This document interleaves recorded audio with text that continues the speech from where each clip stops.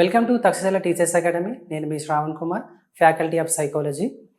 ఎలాంటి నూతన information TET కోసం కానీ డిఎస్సి కోసం కానీ ఎలాంటి న్యూ ఇన్ఫర్మేషన్ కావాలంటే మన Takshashila teachers academy WhatsApp group ఉంది. దాని లింక్ వచ్చేసి మన ఛానల్లో డిస్క్రిప్షన్లో అండ్ కామెంట్ బాక్స్లో ఉంటుంది. వెళ్ళి జాయిన్ అవ్వండి.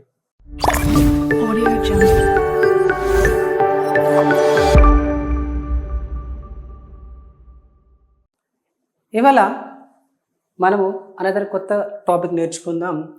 అభ్యసన సిద్ధాంతాలు. ఏంటి ఇవాళ మన టాపిక్? అభ్యసన సిద్ధాంతాలు. అభ్యసన సిద్ధాంతాలు, లెర్నింగ్ థియరీస్ అంటాం. దీన్ని మనము ఏమంటాము? లెర్నింగ్ థియరీస్ అంటాం. మనకు లెర్నింగ్ థియరీస్ వచ్చేసి చాలా రకాల లెర్నింగ్ థియరీస్ ఉన్నాయి. అభ్యసన సిద్ధాంతాలు చాలా రకాలుగా ఉన్నాయి. మొదట మనము చూసుకున్నట్లయితే ప్రవర్తనవాద సిద్ధాంతాలు ఏమున్నాయి? ప్రవర్తనవాద సిద్ధాంతాలు, అదేవిధంగా సంజ్ఞానాత్మక సిద్ధాంతము, సంజ్ఞానాత్మక సిద్ధాంతము, తర్వాత నిర్మాణాత్మక సిద్ధాంతాలు, సాంఘిక అండ్ పరిశీలన అభ్యసన సిద్ధాంతాలు. ఇలా మనకు చాలా రకాల సిద్ధాంతాలు మనకు కనిపిస్తూ ఉన్నాయి. అదేవిధంగా గెస్టాల్స్ వాద సిద్ధాంతము, దీన్ని మనము అంతర్దృష్టి అభ్యసన సిద్ధాంతం అని కూడా అంటాం అన్నమాట. ఇందులో మనకు జర్మనీ పదం యూజ్ చేస్తాం, దాన్నే గెస్టాల్ట్ అనేది జర్మనీ పదము. దీని మీనింగ్ ఏంటంటే సమగ్రంగా, సమగ్రాకృతి అని అర్థం. ఏ విషయం నేర్చుకున్నా కానీ సమగ్రంగా నేర్చుకోవాలి. తర్వాత దాన్ని చిన్న చిన్న పదాలుగా యూజ్ చేస్తూ ఉంటే మనకు అభ్యసనం అనేది మరింత మెరుగ్గా ఉంటుందని ఈ గెస్టాల్స్ వాదులు మనకు తెలియజేస్తున్నారు. మరి ఏంటి అసలు ఈ సిద్ధాంతాలు? మనం దేని మాట్లాడుతున్నాయి, దేని గురించి డిస్కషన్ చేస్తున్నాయి అనేది ఒక్కొక్కటి మనకు వన్ బై వన్ నేర్చుకుందాం ఇవాళ. ఫస్ట్ అభ్యసనం అంటే ఏంటిది? అభ్యసనం నిర్వచనం ఏంటిదంటే అభ్యసనం అనగా వ్యక్తి అనుభవం ద్వారా ఆ వ్యక్తి ప్రవర్తనలో వచ్చేటటువంటి శాశ్వతమైన మార్పు ఏదైతే ఉంటుందో దాన్ని మనం అభ్యసనంగా చెప్పవచ్చు అన్నమాట. ఏమిటిది? వ్యక్తి అనుభవం ద్వారా వ్యక్తి ప్రవర్తనలో వచ్చే దాదాపు శాశ్వతమైన మార్పు ఏదైతే ఉంటుందో దాన్ని అభ్యసనంగా మనం చెప్పవచ్చు. మొదటగా ప్రవర్తనవాద సిద్ధాంతం కనుక తీసుకున్నట్లయితే ఈ ప్రవర్తనవాద సిద్ధాంతం వచ్చేసి మనకు ముగ్గురు వ్యక్తులు సిద్ధాంతాల గురించి మాట్లాడడం అనేది జరుగుతుంది. ఏంటిదంటే ఫస్ట్ ప్రవర్తనవాద సిద్ధాంతం ఏదైతే ఉంటుందో ఈ సిద్ధాంతంలో మొదటగా యత్నదోష అభ్యసన సిద్ధాంతము, తర్వాత శాస్త్రీయ నిబంధన సిద్ధాంతము, అదేవిధంగా కార్యసాధక నిబంధన సిద్ధాంతం. ఈ మూడు సిద్ధాంతాలు ఏవైతే ఉన్నాయో ఈ మూడు సిద్ధాంతాలను మనం ఏమంటామంటే ప్రవర్తనవాద సిద్ధాంతాలు అంటామన్నమాట. మొదటగా ఇవాళ మనము ప్రవర్తనవాద సిద్ధాంతాలు ఏవైతే ఉన్నాయో వాటి గురించి మనం నేర్చుకుందాం. మొదటగా ఈ ప్రవర్తనవాద సిద్ధాంతాలు ఏం చెప్తున్నారు? వీళ్ళు ఏం చెప్తున్నారంటే మొదటగా పరిసరాల్లో ఉన్నటువంటి ఉద్దీపన ఏదైతే ఉంటుందో ఒక జీవి అంటే ఇక్కడ మనిషి కావచ్చు, జంతువు కావచ్చు, ఏదైనా కావచ్చు, ఆ జీవికి ప్రవర్తనవాదులు పరిసరాల్లో ఉన్నటువంటి ఉద్దీపన కలిగజేసినప్పుడు దానికి అదే తగిన విధంగా ప్రతిస్పందన వచ్చి అభ్యసనం అనేది మెరుగుపడుతుంది. ఈ ఉద్దీపనకు ప్రతిస్పందనకు మధ్య బలం ఏర్పడి, సంసర్గం ఏర్పడి, బంధం ఏర్పడి అభ్యసనం అనేది మరింత మెరుగుపడుతుందని ఈ ప్రవర్తనవాదులు నమ్ముతారన్నమాట. సో చూద్దాం ఒక్కొక్కటి ఏ విధంగా వాళ్ళు మన ప్రవర్తనవాద సిద్ధాంతాలు ఏ విధంగా దీని గురించి మాట్లాడుతున్నారో మనం ఒక్కొక్క పాయింట్ నేర్చుకుందాం. మొదటగా మనము యత్నదోష అభ్యసన సిద్ధాంతం గురించి మాట్లాడుకుందాం ఇవాళ. సో ఈ సిద్ధాంతాన్ని మనం చూసినట్లయితే దీన్ని ట్రయల్ అండ్ ఎర్రర్ థియరీ అంటాం, trial and learning error theory అంటాం. యత్నదోష అభ్యసన సిద్ధాంతము దీన్ని ఎవరు ప్రతిపాదించారంటే E L Thorndike, Edward Lee Thorndike అనే పర్సన్ దీన్ని ప్రతిపాదించడం అనేది జరిగింది ఇన్ ద ఇయర్ ఆఫ్ 1913లో. ఇన్ ద ఇయర్ ఆఫ్ 1913లో ఈ అభ్యసన సిద్ధాంతాన్ని ఈఎల్ థారండైక్ తన గురువైనటువంటి విలియం జేమ్స్ ఆధ్వర్యంలో, అతని పర్యవేక్షణలో ఈ యత్నదోష అభ్యసన సిద్ధాంతాన్ని ప్రతిపాదించడం జరిగింది ఇన్ ద ఇయర్ ఆఫ్ 1913లో. నెక్స్ట్ ఏంటంటే ఇక్కడ దీని కొరకు ఈయన ఎంచుకున్నటువంటి జంతువు ఏదంటే పిల్లిని ఎంచుకున్నాడు. దీని ప్రయోగం కొరకు, ఈ అభ్యసన సిద్ధాంతం కొరకు ఈఎల్ థారండైక్ ఎంచుకున్నటువంటి జంతువు ఏంటంటే పిల్లి. నేను ఇక్కడ డయాగ్రామ్ ఇచ్చాను, దీన్ని కేర్ఫుల్గా, దీనికి సంబంధించినటువంటి యత్నదోష అభ్యసన సిద్ధాంతం ఏదైతే ఉందో ఈ అభ్యసన సిద్ధాంతానికి ఇది టోటల్ ఎక్స్పెరిమెంట్ ఇమేజ్ ఇది. మరి ఈఎల్ థారండైక్ కొన్ని గ్రంథాలు రాయడం అనేది జరిగింది. అవేంటో చూద్దాం ఇప్పుడు. ఫస్ట్ వన్ ఏంటంటే ఎనిమల్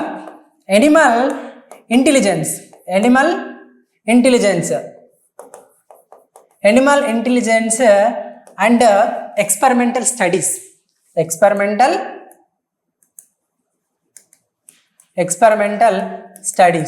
ఇది ఫస్ట్. ఏంటిది? ఎనిమల్ ఇంటెలిజెన్స్ ఎక్స్పెరిమెంటల్ స్టడీస్ అనేది first one. Second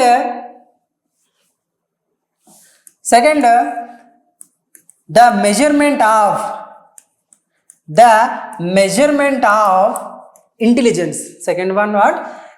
measurement of intelligence,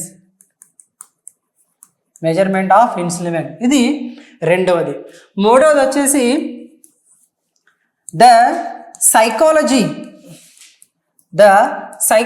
of algebra, ఇది మూడవ గ్రంథము. నాలుగవది the psychology of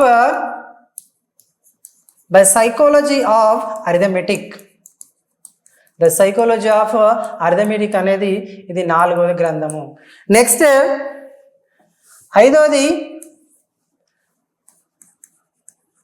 the principles of teaching. ఇందులో మనం టీచింగ్ ఏ విధంగా చేయాలి, పిల్లలకి ఏ విధంగా నేర్పించాలి, ఏ విధంగా బోధించాలి అనే నియమాలు అనేది ఇందులో పొందుపరచడం అనేది జరిగిందన్నమాట. ఎవరు? ఎడ్వర్డ్ లీ థారండైక్ అనే పర్సన్. నెక్స్ట్ సిక్స్త్ వన్, ఆరవ గ్రంథం ఏంటంటే ద ఎడ్యుకేషనల్ సైకాలజీ.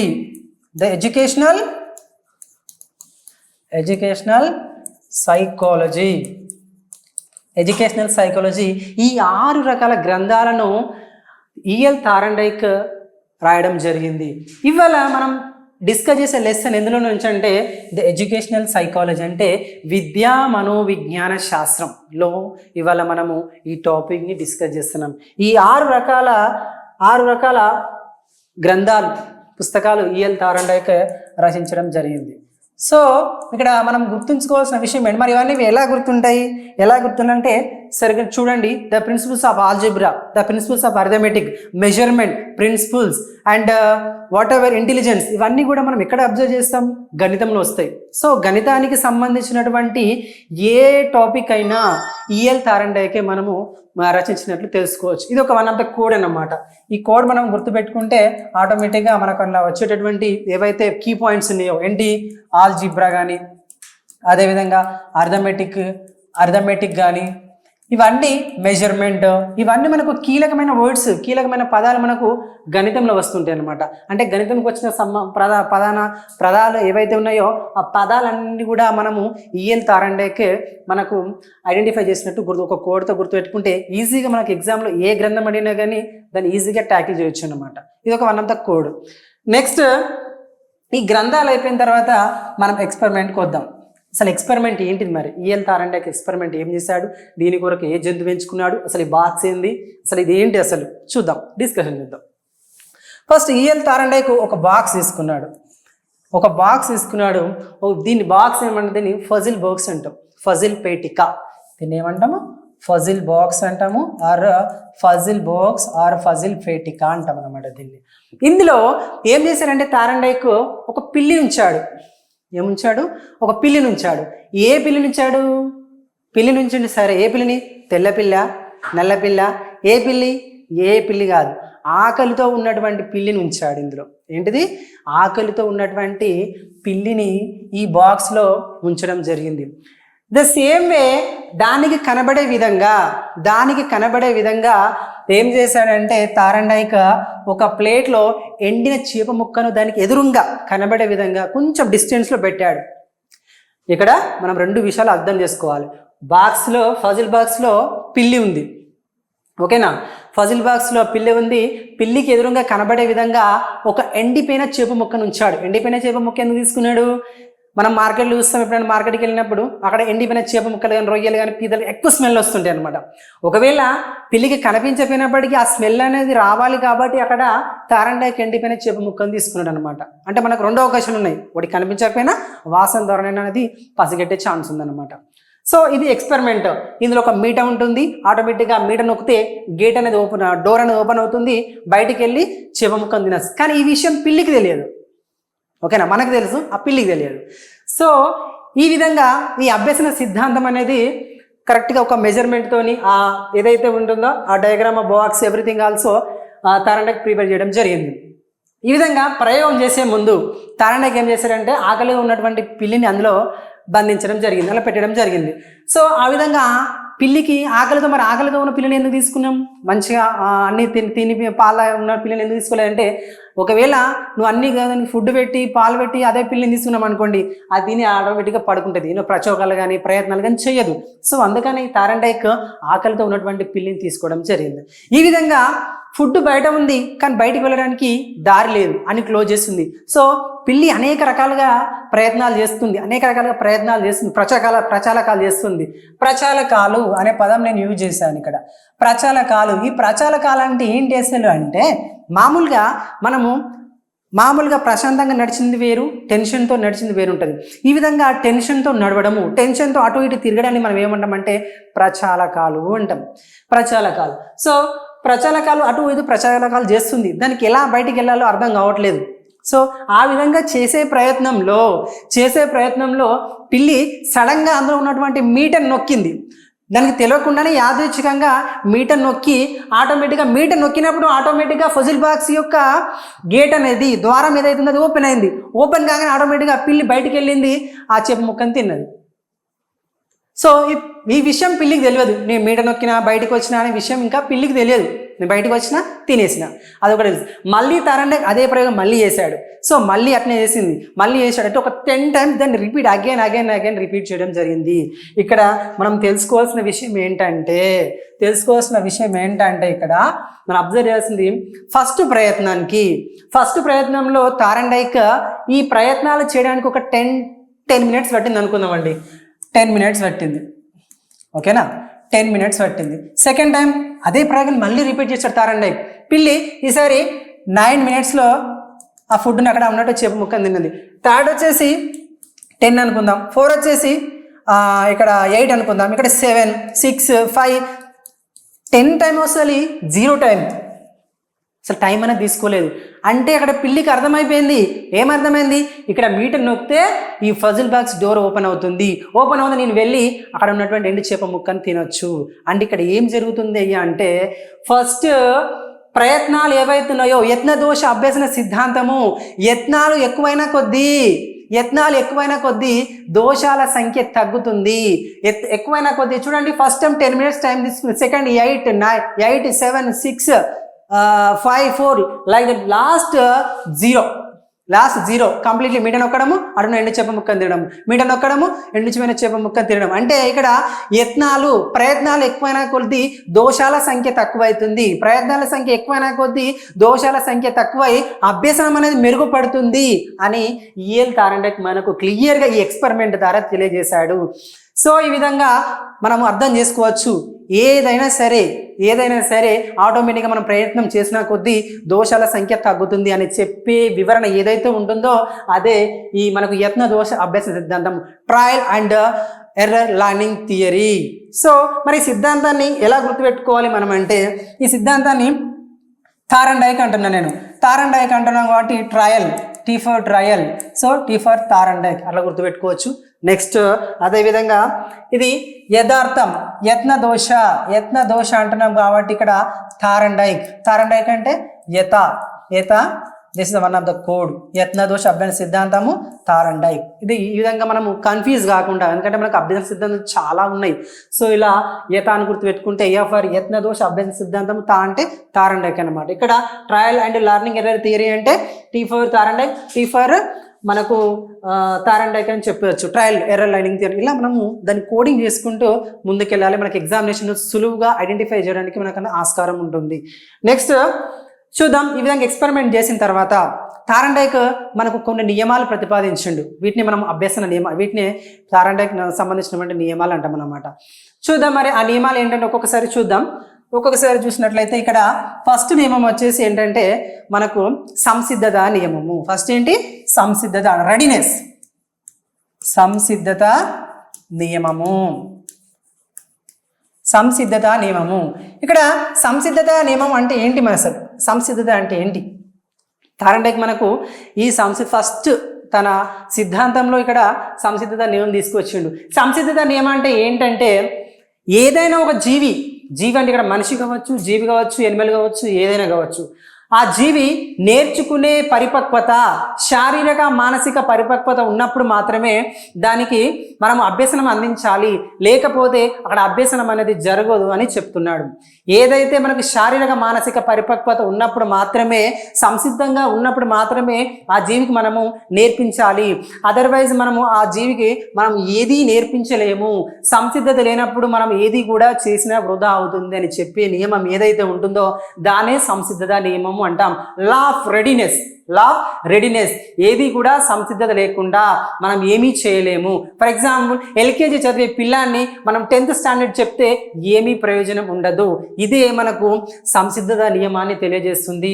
సంసిద్ధత లేకుండా మనం ఏది కూడా డిఫైన్ చేయడం కానీ నేర్పించడం కానీ నథింగ్ ఈజ్ పాసిబుల్. ఏది కూడా పాసిబుల్ కాదని చెప్పే నియమం ఏదయ్యా ఉంది అంటే సంసిద్ధత నియమం. దీనికి బెస్ట్ ఎగ్జాంపుల్ ఏంటంటే ఒక గుర్రాన్ని తీసుకుందాం. ఒక గుర్రాన్ని తీసుకొని ఆ గుర్రాన్ని దానికి దాహం వేస్తలేదు, అది నీళ్లు తాగడానికి సంసిద్ధంగా లేదు, అయినా కానీ బాగా బలవంతం ఉపయోగించి ఒక నీటి తొట్టె దగ్గరికి తీసుకెళ్ళినప్పుడు దాన్ని నీళ్లు తాగమంటే తాగదు. ఎందుకంటే దానికి దాహం వేయట్లేదు, ఎందుకంటే అది సంసిద్ధంగా లేదు. సో నువ్వు ఎంత ఫోర్స్ఫుల్ వేసినా కానీ దాని దగ్గరికి తీసుకెళ్తావు, నీటి తొట్టె తీసుకెళ్తావు, కానీ నీళ్ళు అయితే తాగించలేవు. ఇది ఒక సామెత. దేనికి సంబంధించిందంటే సంసిద్ధత నియమము. ఒకవేళ గుర్రానికి దాహం ఉంటే, అదే సంసిద్ధంగా ఉంటే అదే వెళ్ళి తాగుతుంది. సో గుర్రాన్ని నీటి తొట్టె దగ్గరికి తీసుకెళ్ళవు, కానీ దాంతో బలవంతంగా నీరైతే తాగించలేవు అనే సూత్రము దేనికి అప్లికేబుల్ అవుతుందంటే సంసిద్ధత నియమము, లా ఆఫ్ రెడీనెస్కి కంప్లీట్గా దానికి సూటబుల్ అయ్యేటటువంటి సూత్రం. నెక్స్ట్ ఈ సంసిద్ధత నియమం తీసుకున్నప్పుడు మనం పిల్లలకు విద్యా అనుప్రయుక్తం చేస్తే పిల్లలకు వచ్చినప్పుడు పిల్లలు ఏముంటుందంటే వాళ్ళకు ఒక ఉత్తమ ఉపాధ్యాయుడు ఫస్ట్ క్లాస్ రూమ్లోకి రాగానే ఏం చేస్తాడంటే డైరెక్ట్గా లెసన్ చెప్పాడు పిల్లలకి. ఫస్ట్ పిల్లలతో కాసేపు 1 minute or 2 minutes మాట్లాడతాడు. పిల్లలు బాగున్నారా, ఏం చేస్తారని మాట్లాడి తర్వాత ఏదైతే కంప్లీట్ అయిన లెసన్ ఉంటుందో ఆ లెసన్ నుంచి కొన్ని వాళ్ళని పూర్వజ్ఞాన పరిశీలన చేస్తాడు. పిల్లలను ఉన్ముఖీకరణం చేస్తాడు, వాళ్ళతో కొంచెం సేపు మాట్లాడతాడు, వాళ్ళని ఎంకరేజ్ చేసి ఆ పిల్లవాడిని మనసు అప్పటి వరకు బయట ఎక్కడో ఉంటుంది. సో పిల్లవాడిని కంప్లీట్గా ఆ పాఠశాల ఆ టైం వరకు, ఆ లెసన్ వరకు దాన్ని పిల్లవాడిని సంసిద్ధిని చేసి రెడీ చేసి ఆఫ్టర్ దెన్ అక్కడ ఉన్నటువంటి ఉపాధ్యాయుడు పాఠాన్ని ప్రారంభించడం జరుగుతుంది. ఈ విధంగా పిల్లవాడు ఒకవేళ అక్కడ సంసిద్ధుడిగా రెడీ లేడనుకోండి, నువ్వు పాఠం చెప్పినా కూడా వ్యర్థమైపోతుంది. ఆ విధంగా అక్కడ పిల్లవాడిని సంసిద్ధత తీసుకురావాలి. తీసుకొచ్చిన తర్వాతనే నువ్వు అక్కడ పిల్లవానికి పాఠం చెప్పడం అనేది ఉపయోగకరంగా ఉంటుంది. అంటే ఇక్కడ చెప్పే నియమం ఏంటంటే నువ్వు సంసిద్ధంగా లేనప్పుడు ఏది చేసినా వ్యర్థం అవుతుంది అనేది ఈ నియమం అనేది మనకు క్లారిటీగా తెలియజేస్తుంది. ఇది సంసిద్ధత నియమం అనేది అందరూ ఆమోదించినటువంటి నియమము. ఒక్కరు కాదు, ఇద్దరు కాదు, ఇది అందరూ విద్యావేత్తలు, అందరూ తత్వవేత్తలు ఆమోదించినటువంటి నియమం ఏందయ్యా అంటే సంసిద్ధత నియమము. హెర్బర్ట్ ఉన్నాడు, మనకు విద్యా సోపానాలు ఉన్నాయి, విద్యా ప్రమాణాలు ఉన్నాయి. సో అలా మొదటి సోపానం ఏందయ్యా అంటే సంసిద్ధత నియమము, లా ఆఫ్ రెడీనెస్. సంసిద్ధత నియమము ఫస్ట్ సోపానము. మనం మొదటి సోపానం ఏందయ్యా అంటే సంసిద్ధత నియమము. ఈ సంసిద్ధ నియమం ఆరు సన్నాహ నియమము అన్న కూడా ఒకటే అన్నమాట. హెర్బర్ట్ కూడా మనకు సోపానాల్లో మొదటి సోపానంగా తీసుకోవడం అనేది జరిగిందనమాట. ఇది ఫస్ట్ వన్.